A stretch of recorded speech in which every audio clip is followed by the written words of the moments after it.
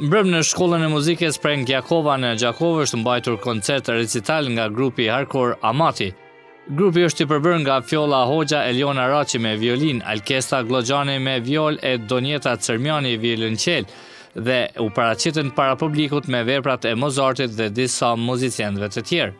Ky kuartet paraqitet për herë të parë me një koncert recital, i cili paraqitjen e parë pat para 2 ditësh në Prishtinë, kurse sot erdhëm në Gjakovë.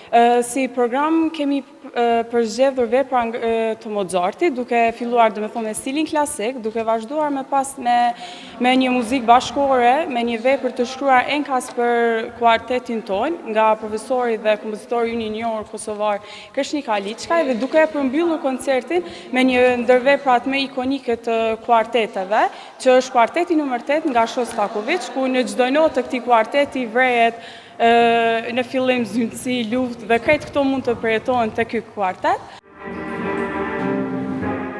Donjeta Cermjani tha se është gjithmonë kënaqësi kur luan para publikut në Gjakovë, sidomos në shkollën e muzikës Prenk Jakova.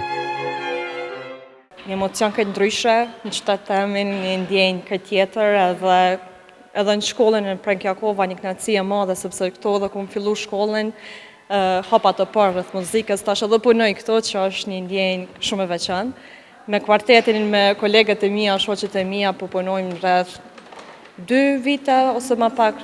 Jemi mundu mi jap maksimumin, ka qenë koncerti jonë i parë solistik, edhe pse kena luajtur në plot koncerte të tjera dhe jashtë vendit. Mirë, po këto ka qenë kështu vetëm na solo dhe ka qenë një ndjenjë tepër veçantë. Ky koncert është mbështetur nga Ministria për Kulturë, Rini e Sport dhe Fakulteti i Arteve të Kosovës.